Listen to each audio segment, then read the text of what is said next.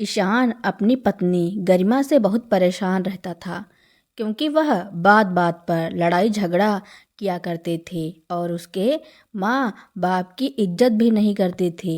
वह अक्सर ईशान से कहती थी कि अपने माँ बाप को वृद्धाश्रम में छोड़ाओ, लेकिन ईशान यह मानने को बिल्कुल भी तैयार नहीं था क्योंकि उसका मानना है कि जिन माँ बाप ने उन्हें बड़ी मुश्किलों से पढ़ा लिखा कर इतना बड़ा किया, वही बेटा अपने माँ बाप को वृद्धाश्रम में किस प्रकार छोड़ आए। इसी बात को लेकर दोनों पति पत्नी में अक्सर झगड़ा होता था। गरिमा अपनी जिंदगी आज़ादी से जीना चाहती थी, किसी की रोक टोक ना हो, लेकिन घर में सास ससुर रहते थे तो उसे बहुत खटकते थे क्योंकि उनके लिए परहेजी खाना भी बनाना पड़ता था। ईशान के साथ उसके माता पिता को देखकर ईशान की पत्नी गरिमा के पैरों तले जमीन खिसक गई। उसे समझ नहीं आ रहा था कि यह सब कैसे हुआ। गरिमा हिम्मत दिखाते हुए बोली, अरे माँ जी, कैसी रही आपकी यात्रा? आपको कब से याद कर रही थी। उसके झूठ बोलते देख ईशान का गुस्सा सातवें आसमान पर चढ़ गया। उसने एक जोरदार तमाचा अपनी पत्नी के गाल पर जड़ दिया। क्या हुआ ईशान? गरिमा और कुछ कह पाती कि दूसरे थप्पड़ की आवाज़ आई और गरिमा फर्श पर गिर पड़ी। ईशान चिल्लाता हुआ बोला, शर्म नहीं आती तुम्हें झूठ बोलते हुए? जरा भी तरस नहीं आया मेरे बूढ़े माता पिता को इस घर से बाहर निकालते हुए? तुम होती कौन हो मेरे माँ पिताजी को इस घर से निकालने वाली? यह घर मेरे माँ पिताजी ने अपनी मेहनत से बनाया है। तुम अपने दहेज में लेकर नहीं आई थी इस घर को। अगर वह चाहते तो तुम्हें इस घर से धक्के मारकर निकाल सकते थे, लेकिन उन्होंने ऐसा नहीं किया। पता है क्यों? क्योंकि वह हर हाल में अपने बेटे को खुश देखना चाहते हैं। अरे वह तो मेरी खुशी के लिए मेरे साथ आने को भी तैयार नहीं थे, पर तुम्हारी इस हरकत ने आज मुझे अपनी ही नज़रों में गिरा दिया। अगर मैं वहाँ ना पहुँचता तो मेरे माँ पिताजी मुझे नहीं मिलते। ईशान गरिमा के बालों का जूड़ा पकड़कर दांत पीसता हुआ बोला, किस अधिकार से तुमने मेरे माँ पिताजी की ऐसी हालत की? मेरे माँ पिताजी घर का कूड़ा कचड़ा नहीं है जिसे तुम जब चाहे घर से निकाल फेंको। ईशान के माता पिता नम आँखों से बोले, बेटा तू बहू को कुछ मत बोल, हम वहीं ठीक हैं। तू भगवान के लिए बहू को कुछ मत कहो, हम तो बस तुम दोनों को खुश देखना चाहते हैं। इतने में गरिमा आंखें दिखाते हुए बोली, बस रहने दीजिए आप दोनों अपना यह नाटक। आप तो यही चाहते थे ना, आपको तो खुश होना चाहिए। इतना कहकर गरिमा वहाँ से जाने लगी तो ईशान ने उसका रास्ता रोक लिया और खींचकर एक और तमाचा उसके गाल पर जड़ दिया और गुस्सा कर बोला, तुम्हारी हिम्मत कैसे हुई मेरे माता पिता से इस तरह बात करने की? अभी के अभी माफ़ी मांगो। लेकिन गरिमा बुत बनी चुपचाप खड़ी रही। ईशान फिर चिल्लाकर बोला, मैंने कहा माफ़ी मांगो। ईशान ने आरती का हाथ पकड़ अपने माता पिता जी के पैरों में पटक दिया और गुस्सा कर तेज कदमों से अपने कमरे में चला गया। गरिमा एक अमीर घर की जिद्दी लड़की थी। वह एक पल के लिए भी अपने सास ससुर को बर्दाश्त नहीं कर सकती थी। उसने एक दिन ईशान से भी बात की कि वह अपने माँ पिता जी को वृद्धाश्रम भेज दें। उसने तो वृद्ध आश्रम में उनकी सारी व्यवस्था भी करवा दी थी, पर जब उसने ईशान से इस बारे में बात की, क्या कहा तुमने? वृद्ध आश्रम? मुझे अपने कानों पर विश्वास नहीं हो रहा है कि तुम माँ पिताजी को वृद्धाश्रम छोड़ने की बात कर रही हो। तुमने फैसला कैसे ले लिया? वह मेरे माँ पिताजी हैं और जीवन भर मेरे साथ रहेंगे। ईशान चिढ़कर बोला, तुम्हारे माँ पिताजी हैं तो तुम ही सेवा करो, मैं इनकी कोई नौकरानी नहीं हूँ। तुम तो काम पर चले जाते हो। यह दोनों मुझे दिन भर परेशान करके रख देते हैं। कभी चाय बना दो, कभी दवाई दे दो। पिताजी रोटी नहीं खा सकते, उनके लिए रोज़ दलिया खिचड़ी का इंतजाम भी मुझे ही करना होता है। माँ फीका खाना खाती है और तुम्हें चटपटा खाना चाहिए। बस मेरी तो ज़िंदगी ऐसे ही निकल जाएगी। मोहल्ले की औरतों को देखो, अपने पति के साथ घूमने जाती हैं, किटी पार्टी करती हैं, और मैं तो दिन भर इन लोगों की सेवा में लगी रहती हूँ। एक पल को मुझे आराम नहीं मिलता है। तुम सेवा करो तो पता लगेगा दोनों दिन भर कितना परेशान कर देते हैं। इससे मेरा सिर घूम जाता है। फिर वृद्ध आश्रम छोड़ने में क्या बुराई है? यहाँ भी क्या करते हैं दोनों? दिन भर पड़े पड़े बस मुफ्त की रोटियां ही तो तोड़ते हैं। गरिमा भी चिल्लाकर बोली, ताकि सास ससुर को भी सुनाई दे। वह दोनों वहाँ रह रहे थे तो उसमें कौन सी नई बात है? उनके जैसे और भी तो बुढ़िया बुढ़े रह रहे हैं। अपने जैसे लोगों को देखकर उनका वहाँ मन लगा रहेगा। कम से कम मुझे दिन भर बहू खाने को दे दो, बहू घुटने की मालिश कर दो, बहू पानी गरम कर दो, बहू ये दे दो वो दे दो, बहू कितने बज गए हैं, बहू इधर आओ कहकर दिन भर परेशान तो नहीं करेंगे। जैसे यहाँ बैठे रहते हैं वैसे ही वृद्धाश्रम में बैठे रहेंगे। मुझे उनकी सेवा से मुक्ति मिल जाएगी। मैं जीवन भर उनकी सेवा ही करती रहूँगी। मेरी भी अपनी कोई ज़िंदगी है या नहीं? गरिमा की बातें पूरे घर में गूंज रही थी। दीवारें भी शायद शर्म से ज़मीन में गड़ गई थी। वह अपने संस्कार भी भूल गई थी। उस पर एक ही धुन सवार थी कि वह किसी तरह अपने सास ससुर को वृद्धाश्रम छोड़कर उनसे मुक्ति पाले और अपनी जिंदगी आराम से जिए। माँ पिताजी ने एक एक बात सुन ली थी। ईशान शर्म के मारे आंखें भी नहीं उठा रहा था। अपने ही माँ पिताजी को वृद्धाश्रम कैसे छोड़ दे वह? कितनी मुश्किलों से उन्होंने मुझे पाल पोस कर बड़ा किया है। मैं उन्हें कैसे छोड़ दूं? जिन हाथों की उंगलियों को पकड़कर चलना सीखा था, आखिर उन्हीं का साथ इस उम्र में कैसे छोड़ दूं? जिस माँ के आंचल की छाँव में बचपन बीता है, उस माँ का वही दामन कैसे छोड़ दूं? एक यही तो घर है जिनके नीचे मैंने अपना बचपन जिया है। माँ ने कितने लाड प्यार से उसे बड़ा किया और पिताजी ने अपना पसीना बहाकर उसे अच्छी से अच्छी शिक्षा दिलवाई। आज मैं अपने ही पालनहार, अपनी ज़िंदगी के मालिक को कैसे घर से बाहर निकाल दूं? ईशान उनकी इकलौता संतान है। पिताजी उसी के साथ रहते हैं। यह घर आंगन तीनों की खुशियों का साक्षी है।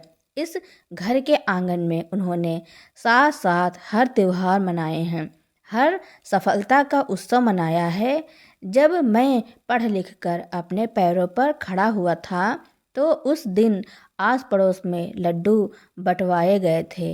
ईशान की नौकरी के लिए पिताजी ने कितनी जगह से पैसे जमा किए थे।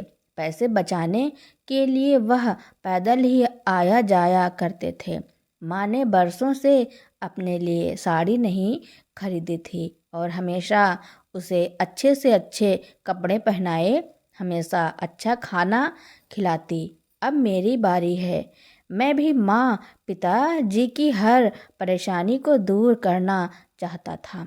ईशान की नौकरी लगते ही उसके रिश्ते की बात होने लगी। आस पड़ोस से काफ़ी रिश्ते आने लगे। इतना बढ़िया परिवार का इकलौता वारिस अपने पैरों पर खड़ा और ऊपर से इतनी अच्छी कंपनी में नौकरी करता है तो कोई ऐसे रिश्ते को छोड़ना नहीं चाहता था। गरिमा के पापा पिताजी के बचपन के दोस्त के रिश्तेदार थे और पिताजी ने रिश्ता तय कर दिया। ईशान ने पिताजी से कहा था कि पिताजी, मैं अभी इतनी जल्दी शादी नहीं करना चाहता हूँ। पहले कुछ साल अच्छे से कमा लूँ, फिर शादी करूँगा ताकि आगे आने वाली हर जिम्मेदारी को मैं अच्छे से निभा सकूं। बेटा, तुम्हें तो पता है तुम हमारी शादी के कितने साल बाद पैदा हुए।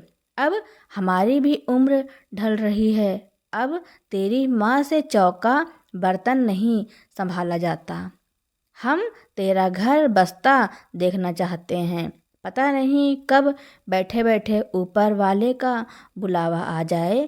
कहते कहते पिताजी की आंखें भर आईं। आखिरकार ईशान शादी के लिए तैयार हो गया। उसने सोचा, घर में बहू आएगी, रसोई संभालेगी और माँ पिताजी की सेवा भी हो जाएगी। गरिमा शादी कर ससुराल आई तो माँ पिताजी ने पूरा घर उसे सौंप दिया। कभी किसी चीज़ के लिए टोका टाकी नहीं की। गरिमा ने शुरू में सबको खुश रखा और मन से माँ पिताजी की सेवा करने लगी। पहले पहले तो उसे भी अच्छा लगता था, पर धीरे धीरे वह उसके माता पिता से ऊबने लगी। जब से शादी हुई थी, पूरे घर की जिम्मेदारी उस पर आ गई थी, लेकिन बाद में उसका भी अपनी सहेली की तरह घूमने का मन करता था, मूवी जाने का मन करता था, बाहर होटल में खाने का मन करता था। पर उसके सास ससुर यह सब नहीं खाते थे। कहीं भी जाओ पहले खाना बना कर रख जाओ या जाकर उनके लिए खाना बनाओ। गरिमा को अपने सास ससुर का घर में रहना अच्छा नहीं लगता था। वह चाहती थी कि गरिमा अपना तबादला किसी दूसरे शहर में करवा ले ताकि वह अपनी ज़िंदगी आराम से जी सके और उसे इस तरह के बंधन में भी ना पड़ना पड़े। पर ईशान अपने माँ बाप को छोड़कर दूसरे शहर जाने को तैयार नहीं था। एक दिन गरिमा बोली, ईशान, मेरे मायके में शादी है तो मुझे वहाँ 20 दिन पहले जाना होगा। अरे, इतने दिनों पहले जाओगी तो घर कौन संभालेगा? माँ पिताजी की देखभाल कौन करेगा? तो क्या मैं मायके की शादी में जाना भी छोड़ दूँ? मेरी अपनी कोई ज़िंदगी नहीं है, बस दिन रात उनकी सेवा में लगी रहूं? गरिमा चिल्लाकर बोली। ईशान ने गरिमा को समझाना चाहा, मैं मना नहीं कर रहा हूँ, माँ की तबीयत खराब है, वह बिस्तर से उठ भी नहीं पा रही है और पिताजी के हाथ पैरों में कंपन रहता है, वह कोई भी चीज़ खुद से नहीं ले पाते। मैं छुट्टी ले लेता, पर कंपनी में ऑडिट होने जा रहा है, मेरा वहाँ रहना ज़रूरी है, ईशान ने बताया। पर गरिमा कुछ सुनने को तैयार नहीं थी, बस शादी में जाने के लिए पैकिंग करने लग गई। माँ ने देखा तो ईशान को इशारों में शांत रहने को कहा और बोली, वह सब कर लेगी। गरिमा जब से अपने मायके की शादी से लौटी तब से उसके दिमाग पर वृद्ध आश्रम का फितूर चढ़ा हुआ था। पता नहीं किसने पट्टी पढ़ा दी। अब वह एक ही चीज़ लेकर बैठी हुई है कि ईशान माँ पिताजी को वृद्धा आश्रम भेज दो।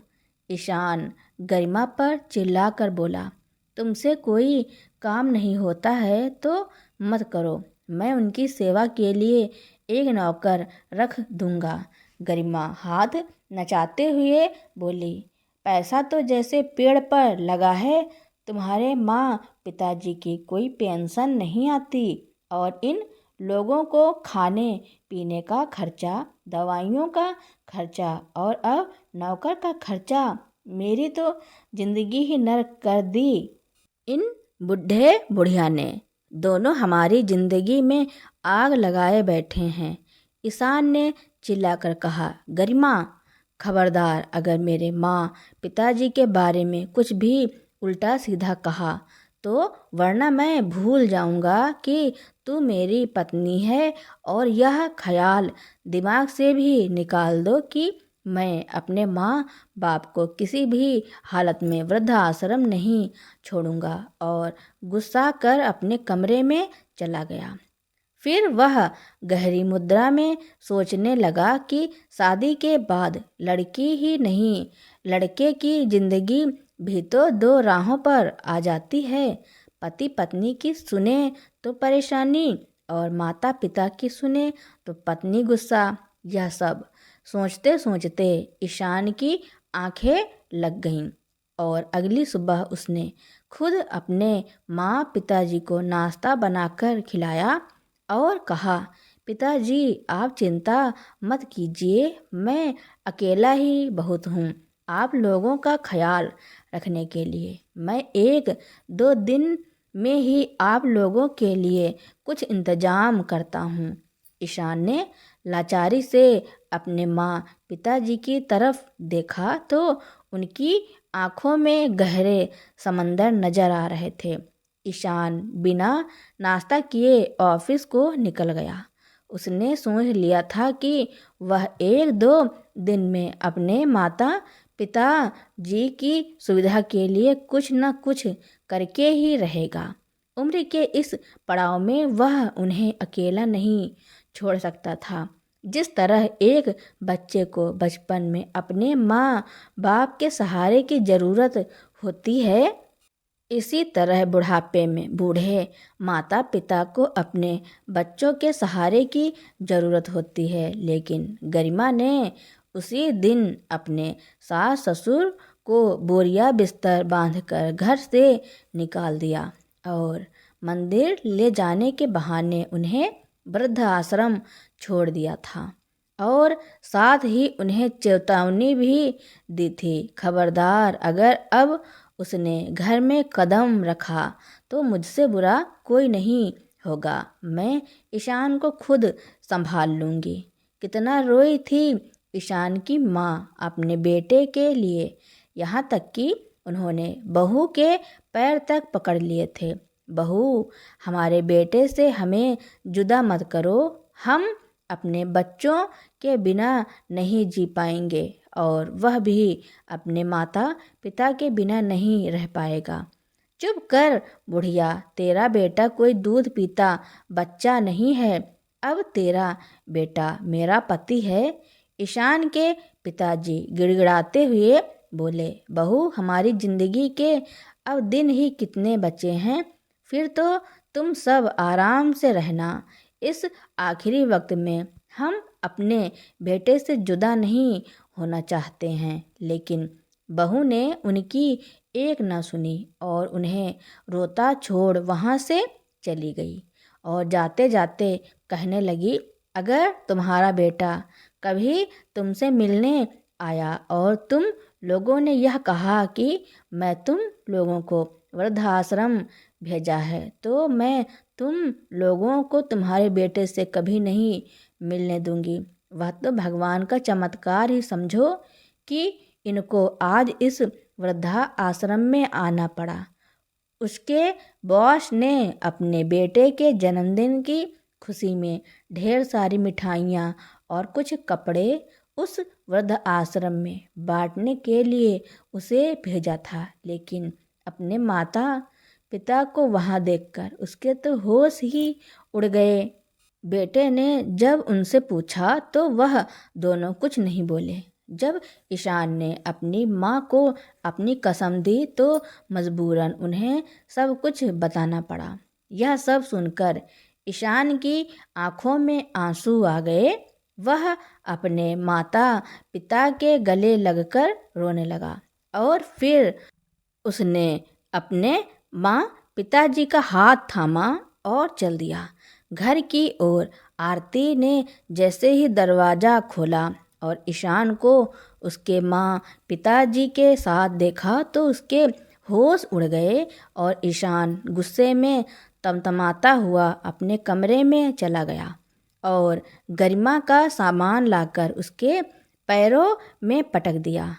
आश्चर्यचकित होकर गरिमा बोली, क्या है ईशान? ईशान बोला, जो तुमने मेरे माँ पिता जी के साथ किया है यह सब उसी का नतीजा है। तुम्हें आज़ादी चाहिए ना, तो जाओ, आज से तुम आज़ाद हो।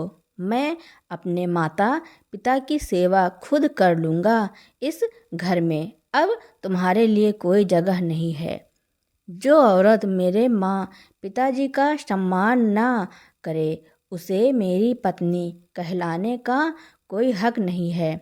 ईशान ने गरिमा का हाथ पकड़ा और उसे घर से बाहर करने लगा।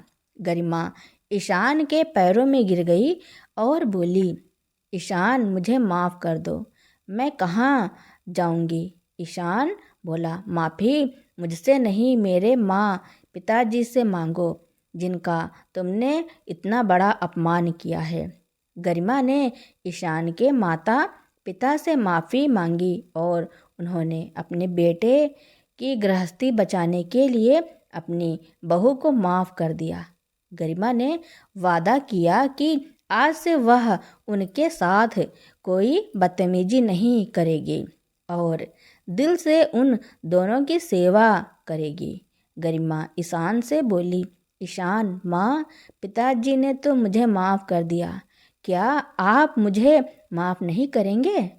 ईशान ने कहा, जिस दिन मुझे ऐसा लगेगा कि तुम वाकई में माफ़ी के लायक हो उस दिन मैं तुझे खुद अपने आप माफ़ कर दूंगा। लेकिन याद रखना, अगर तुम्हारे कारण मेरे माँ पिताजी को ज़रा भी तकलीफ़ हुई तो वह मैं बर्दाश्त नहीं करूँगा। उसी दिन के बाद से गरिमा ने ईशान के माता पिता से बदतमीजी नहीं की। ईशान के माता पिता भी अपने बेटे बहू के साथ बहुत खुश हैं। धीरे धीरे ईशान ने भी गरिमा को माफ़ कर दिया क्योंकि वह गरिमा के व्यवहार को कुछ दिनों तक परखा। जब उसे लगा कि गरिमा पूरी तरह से बदल चुकी है, अब गरिमा अपने सास ससुर को किसी भी चीज़ की कोई कमी नहीं होने देती है। उनका दिन रात सेवा करती है, जो वह कहते हैं उन्हें तुरंत बनाकर देती है। यह देखकर ईशान को भी खुशी होती है कि उनकी पत्नी पूरी तरह से बदल चुकी है।